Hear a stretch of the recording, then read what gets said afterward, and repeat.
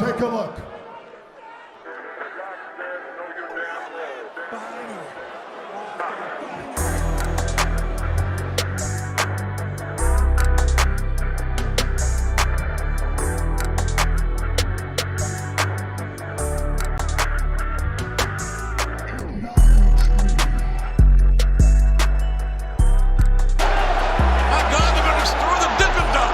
What's going on, guys? It's your boy Big Hero Chris, back at you with another one. If you're new to the channel, go ahead and subscribe, give me a thumbs up, ring the notification bell, hit me up on Twitter, TikTok, the community post, man. You already know how the world goes, you already know the vibes, you already know it's time to acknowledge your tribal chief, Roman Reigns, and you also have to acknowledge the final boss, the high chief, the people's champion, the great one, The Rock, because if you don't, you saw what happened to Cody. I don't want that to happen to you, man. So acknowledge your high chief, or else he'll show up at your house and just beat you up in front of your family, you know. He'll sing Moana, he'll sing You're Welcome, and then he'll beat the hell out of you. So I don't want that for you. So just like the video, acknowledge the bloodline, and everything will be okay. But we're not here to talk about the bloodline. We're not here to talk about The Rock. We're not here to talk about Cody getting beat up by The Rock. We're here to talk about NXT. And the fact that we are exactly 1 week away from NXT Stand and Deliver. After this episode, next week will be the go home show. And we're on the road to WrestleMania. So, you know, we're just going to kick it off. And I'm going to kick it off with some somber news, some sad news. Some news I'm pretty sure you're crying yourself to sleep over as we speak. And that's the fact that Ridge Holland is stepping away from in-ring competition indefinitely. Pour one out for old Ridge the Fridge, you know. He was in the middle of the ring cutting this heartfelt promo about rugby and wrestling, and hearing the messages and seeing the messages and the responses from the people and blah blah blah. So it's like his pseudo retirement, and the NXT universe kind of cheered, which is kind of fucked up, but you know, it is what it is. But Ridge Holland, I don't know if this is his official retirement or what, but he is indeed stepping away. So, you know, good for you, Ridge, doing what's best for you and possibly your family. So, you know, whatever you decide to do, you do it, Ridge. But as far as the rest of this week's episode of NXT, it started off with a match between Shawn Spears and Dijak.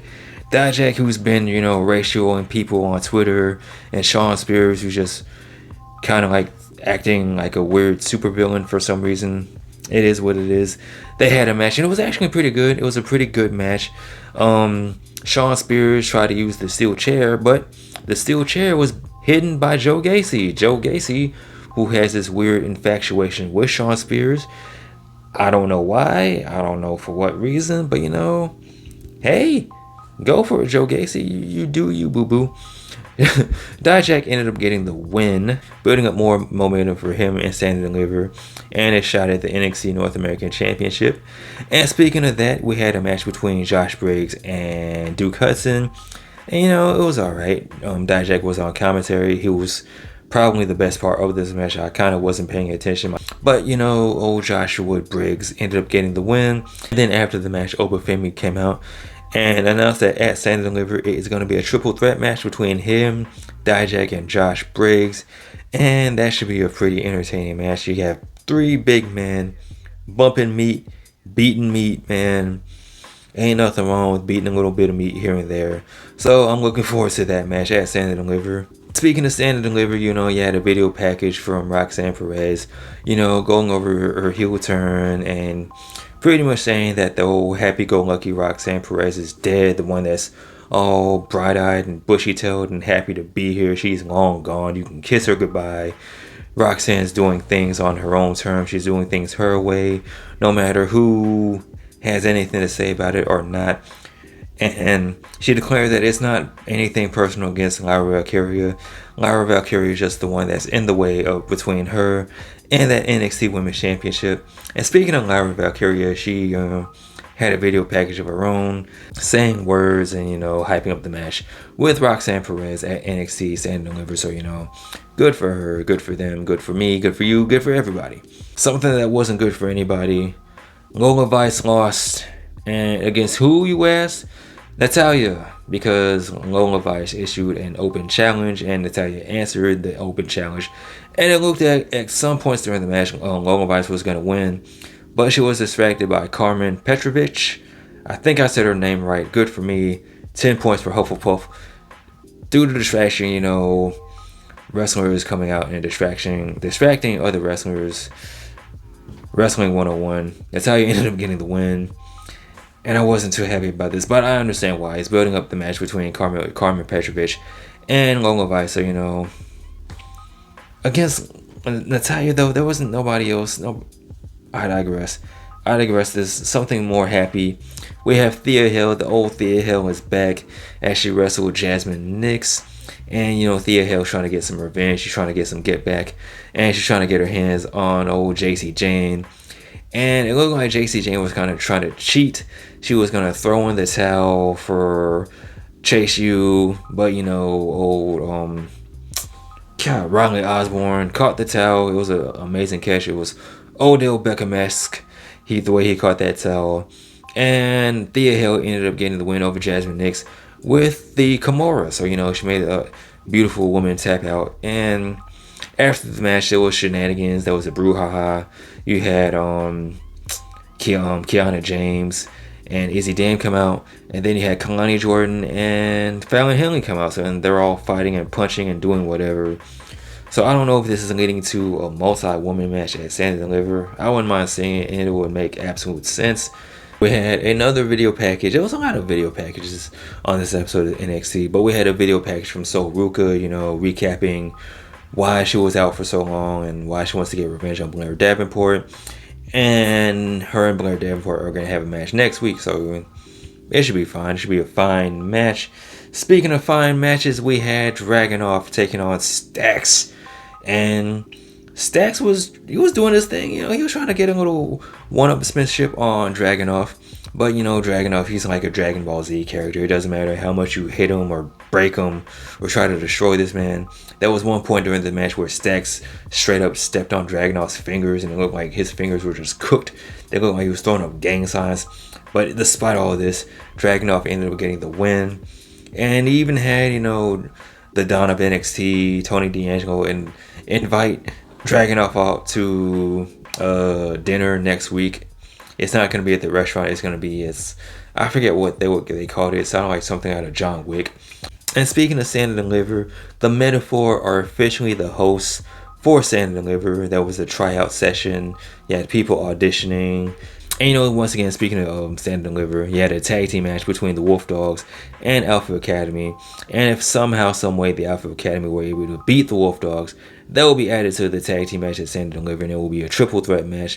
But if the Alpha Academy lost, that's it. They lose. They're losers, But they're not really losers. They just happened to lose this match. And the match was fine. It was a fun match. Otis went through a table. Tozawa was doing his thing. He was getting his stuff off.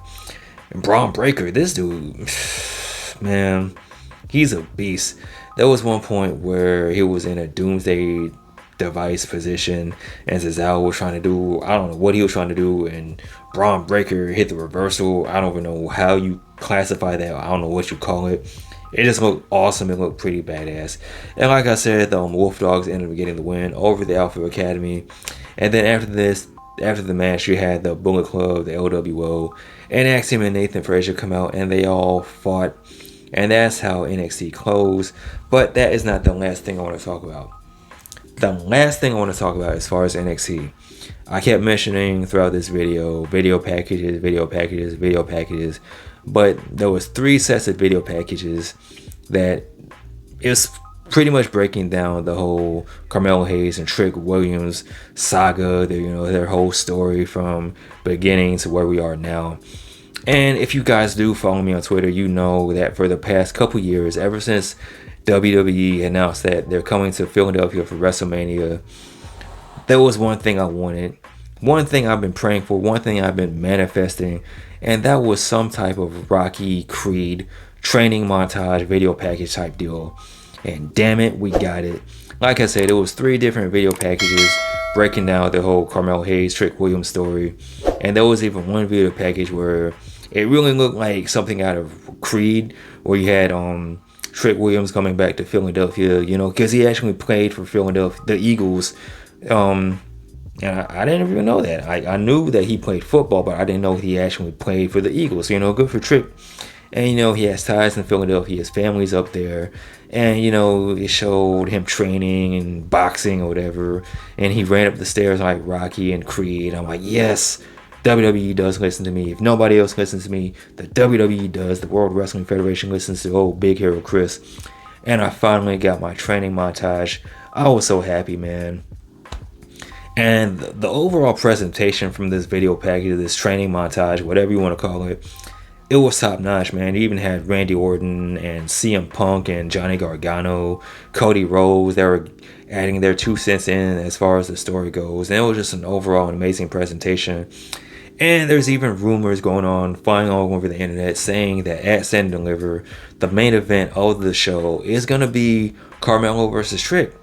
And I wouldn't be surprised if it was, because all due respect to the NXT Championship and all due respect to our NXT Champion, Ilya Dragunov, there's very few times where, me personally, I'm cool with another match that's not the championship match, main eventing over that. And that's where it's a special story, whether the story, when the story is so hot, the angle is so hot, it just makes perfect sense for the main event. And that's one of these situations with Carmelo Hayes and Trick Williams. So, whew. And then next week, they're going to have one last face-to-face before the match at Stand and Deliver. And, you know, next week's going to be a busy week for myself and as well as other YouTube content creators, because, you know, it's WrestleMania week. We got the predictions and for WrestleMania and Stand and Deliver and reviews. It's going to be a busy week, man. And I hope you guys are there locked in with me as I deliver you this art, this content, this beautiful, beautiful, glorious art. But with that being said, guys, what did you think of this week's episode of NXT? What did you think of that video package for Carmelo Hayes and Trick Williams? Let me know in the comment section below. Of course, as always, like, comment, and subscribe. You guys take care. Bees, I'm out. Peace.